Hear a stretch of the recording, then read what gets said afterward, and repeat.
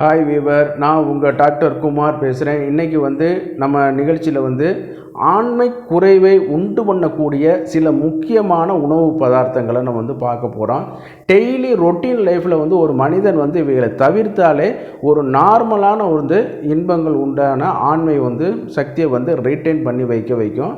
இது அந்த காலத்திலே நம்ம சித்தர்கள் சொன்ன ஒரு முக்கியமான ஒரு பொருள்களை தான் நம்ம இப்போ சொல்ல போகிறோம். இதை இல்லறத்தில் இருக்கிறவங்க கடைபிடித்தாலே நல்ல ஒரு ஆண் தன்மை வலுப்படுத்தப்பட்டு உடல் உறவில் அவங்களுக்கு திருப்தியாக வைக்கும். இது வயதானவர்களுக்கு மட்டும் கிடையாதுங்க.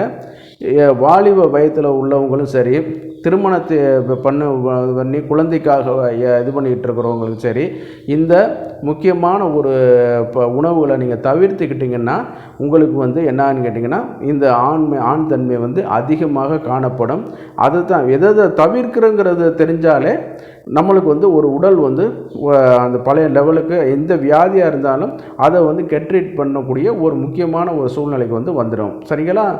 இப்போ பார்த்தீங்கன்னு கேட்டிங்கன்னா, நிகழ்ச்சிக்கு போகிறதுக்கு முன்னாடி உங்களுக்கு ஒரு சின்ன வேண்டுகோள். நம்ம நிகழ்ச்சி உங்களுக்கு பிடிச்சிருந்துன்னு கேட்டிங்கன்னா மறந்துடாமல் லைக் பண்ணுங்கள். மற்றவர்களுக்கும் பயனுள்ளதாக இருக்குன்னு கேட்டிங்கன்னா ஷேர் பண்ணுங்கள். அதே நேரத்தில் நீங்கள் சப்ஸ்கிரைப் பண்ணி எங்களுக்கு ஹெல்ப் பண்ணுமாறு மிக பணிவோடு கேட்டுக்கொள்கிறேன். நான் உங்கள் டாக்டர் குமார். வாங்க நம்ம நிகழ்ச்சிக்குள்ளே போகலாம். இப்போ பார்த்தீங்கன்னு கேட்டிங்கன்னா, உடல் உறவு கொள்ளும் பொழுது சில முக்கியமான தாதுக்கள் தேவை. அந்த தாதுக்களை சிந்தசிஸ் பண்ணுவதற்கு சில புரோட்டீன் கண்டென்ட், ஃபேட் கண்டென்ட், தாது உப்புக்கள் தேவை. ஆனால் அவற்றை சில உருவாக்கம் செய்வது போல் நம்ம சாப்பிடக்கூடிய சில உணவுகள் அவைகளை அழிக்கக்கூடிய ஒரு தன்மையில் வைக்குது. அப்படி வைக்க பார்க்கும் பொழுது உப்பு முக்கியமான ஒரு கண்டென்ட். இதில் பார்த்திங்கன்னா இளம் வயதில் நல்லா கவனித்து பார்த்திங்கன்னா உப்பை நம்ம குறைச்சே எடுத்துகிட்டு வருவோம். ஆனால் அந்த இதில் சர்க்கரையாதே ஒரு 40 வயசுக்கு மேலே போகும்போது நரம்பு சம்மந்தப்பட்ட கோளாறுகள் வரும்பொழுது என்னான்னு கேட்டிங்கன்னா, இந்த உப்பு இன்டேக் பண்ணக்கூடிய அளவு கூடிக்கிட்டே போகும். நல்லா கவனித்து பாருங்கள். மிச்சவங்கெல்லாம் சாப்பிட்டுட்டே இருப்பாங்க. எவ்வளோ 40 உள்ளவங்க கேட்க ஆரம்பிச்சிடுறாங்க, ஏன் உப்பு போடலையான்னு கேட்க ஆரம்பிச்சிடுவாங்க. அந்த உப்பு சத்து அதிகமாக உடம்பு உட்கொள்ள ஆரம்பிச்சிடும். இந்த உடம்பு உட்கொள்ள ஆரம்பிக்கும் பொழுது என்னான்னு கேட்டிங்கன்னா, இந்த டெஸ்டோஸ்டரான் அளவை ரொம்ப குறைச்ச ஆரம்பிச்சிடும்.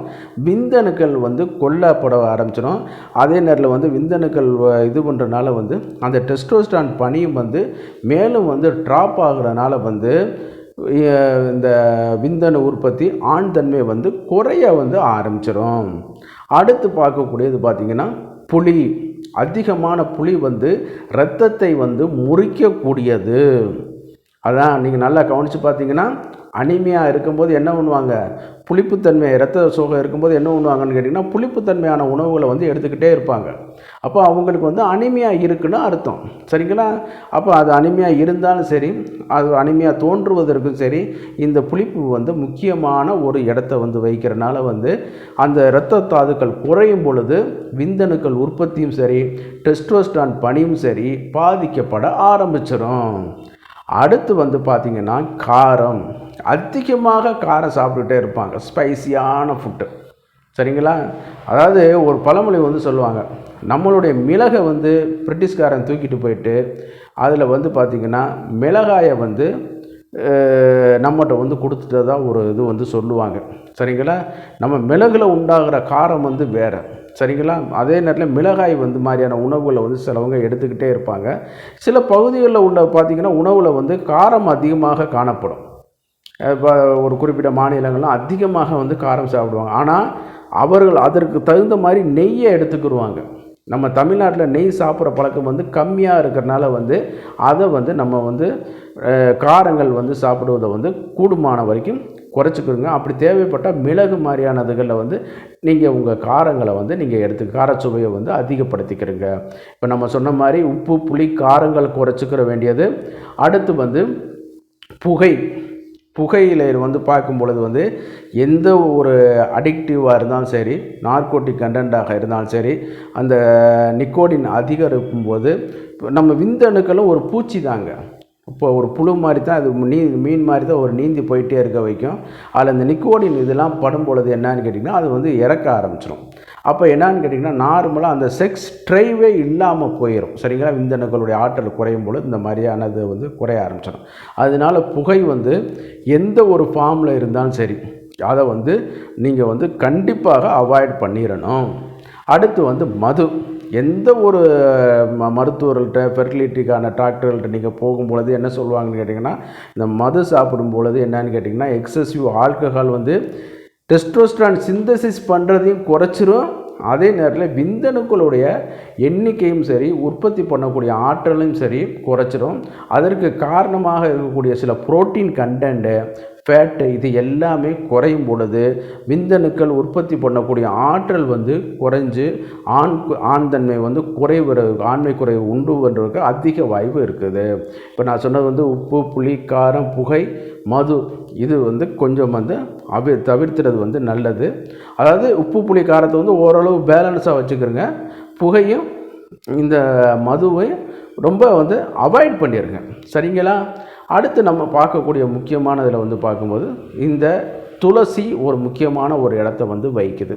துளசிக்கு வந்து கிருமி நாசினி தன்மை வந்து கொடுக்குறனாலையும் இது வந்து அந்த மாதிரியான ஒரு இது வந்து ஆண் தன்மையை வந்து குறைச்சிரும்.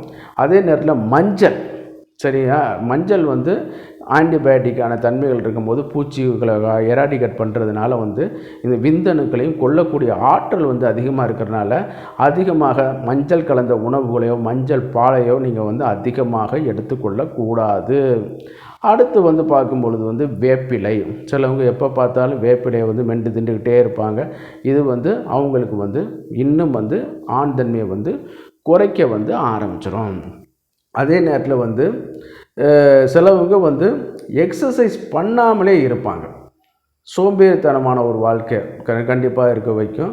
அந்த மாதிரி எக்ஸசைஸ் பண்ணாமல் இருக்கும் பொழுது மசில்ஸில் வரக்கூடிய அந்த டெஸ்டோஸ்டரான் பில்ட் பண்ணக்கூடிய ஒரு நேச்சர் வந்து குறைய ஆரம்பிச்சிடும். சரிங்களா? அப்போ வந்து என்னன்னு கேட்டிங்கன்னா இன்னும் வந்து அந்த டெஸ்டோஸ்டரான் உற்பத்தி பண்ணக்கூடிய ஆற்றல் வந்து குறையிறதுனால வந்து என்னன்னு கேட்டிங்கன்னா தசைகளுடைய கட்டுமானமும் குறைஞ்சு அதே நேரத்தில் ஆண்மை தன்மையும் குறைய வந்து ஆரம்பிச்சிடும்.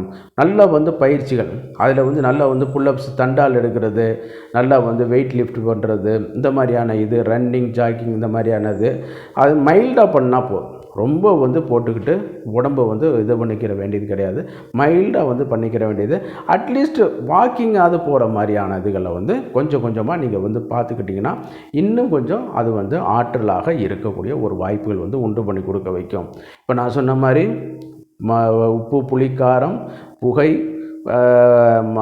மது, அதே நேரத்தில் துளசி, வேம்பு, மஞ்சள் இதெல்லாம் வந்து கொஞ்சம் தவிர்த்துக்கிறணும். அதே நேரத்தில் வந்து நல்லா வந்து ஃபிசிக்கல் எக்ஸசைஸை வந்து நல்லா பண்ணணும். இந்த மாதிரியான இதுகளில் இது பண்ணுறது. அடுத்து வந்து பார்த்திங்கன்னா வெயிலில் அலையிறது. சரிங்களா?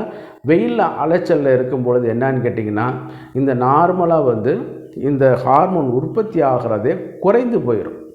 சரிங்களா? அந்த வெயிலில் இது வந்து பனிகள் வந்து இது பண்ணுறதுனால வந்து என்னன்னு கேட்டிங்கன்னா உடம்பு வந்து அந்த தாது உப்புக்கள் குறையிறதுனாலையும் சரி, வேர்வை அதிகமாக இது பண்ணுறதுனாலும் சரி, உடம்புடைய ஃபிசிக்கல் அதிகமாக எக்ஸர்சன் ஆகிறதுனாலும் சரி, இதனால் வந்து இது வந்து குறைய ஆரம்பிச்சிடும். சரிங்களா? அதனால் வந்து நல்லா வந்து எக்ஸசைஸ் இது பண்ணும்பொழுது இந்த மாதிரி விளைச்சலில் வந்து குறையிற மாதிரி பார்த்துக்கிறங்க. அந்த மாதிரியான சூழ்நிலை இருக்குது. பணி நிமித்தமாக நான் ஒரு நாளைக்கு 40-50 கிலோமீட்டர் போய் தான் ஆகணும் அப்படிங்கிற மாதிரி வரும்போது கதர் ஆடைகளை, காற்றோட்டமான ஆடைகளை அணிவது வந்து ரொம்ப சால சிறந்தது. சரிங்களா? காற்றோட்டம் இறுக்கமான உள்ளாடைகள் இவைகள்லாம் வந்து தவிர்த்துறது நல்லது. சிலவங்க எப்போதும் பாருங்கள் டைட் ஜீன்ஸை போட்டுக்குருவாங்க, நெருங்கின டிஷர்ட்டை வந்து போட்டுக்குருவாங்க. இதெல்லாம் நான் சொல்கிறது வந்து இளைஞர்களுக்கு சொல்லலை, ஓரளவு 35-40 வயசு அந்த குறைஞ்சிட்டு இருக்கிறவங்களுக்கு சொல்கிறது. அது ஏன்னு கேட்டிங்கன்னா இளைஞர்களுக்கு வந்து அந்த இது வந்து உற்பத்தி ஆகிட்டே இருக்கிறனால வரவும் செலவும் ஒன்றா இருக்கிறனால வந்து அவங்களுக்கும் வந்து அதை பற்றி தெரியாது.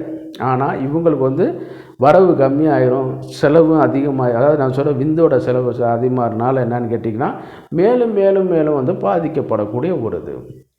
அதே நேரத்தில் வந்து வாரந்தோறும் எண்ணெய் தேய்ச்சி குளிக்கக்கூடிய ஒரு பணி. இந்த மாதிரி வெயிலில் போகிறவங்க வந்து வாரந்தோறும் எண்ணெய் தேய்ச்சி குளிக்கக்கூடியது, நல்லா புரோட்டீன் கலந்த உணவு வகைகள் இவைகள்லாம் சாப்பிடும் பொழுது இன்னும் வந்து இந்த ஆற்றல் வந்து அதிகரிக்க ஆரம்பிக்குது. சரிங்களா? இப்போ நான் சொன்னதுகளை வந்து ஓரளவு கடைபிடித்து கொண்டு வந்தாலே நம்மளுக்கு வந்து இந்த ஆண் தன்மை வந்து குறைவது வந்து அதாவது சரி கட்டி ஒரு நல்ல ஒரு இன்பமான ஒரு செக்ஸுவல் லைஃப் வந்து கிடைக்க ஆரம்பிக்கும். இந்த வீடியோ உங்களுக்கு பிடிச்சிருந்துச்சுன்னா மறந்துடாமல் லைக் பண்ணுங்கள். நீங்கள் கொடுக்கக்கூடிய ஒரு லைக்கு தான் எங்களுக்கு அப்ரிசியேஷனாக இருக்குது. இதை மற்றவங்களுக்கும் ஒரு பிரயோஜனமாக இருக்குதுன்னு கேட்டிங்கன்னா ஷேர் பண்ணுங்கள். மறந்துடாமல் சப்ஸ்கிரைப் பண்ணி எங்களுக்கு ஹெல்ப் பண்ணுமாறு மிக பணிவோடு நான் கேட்டுக்கொள்கிறேன். நன்றி, வணக்கம்.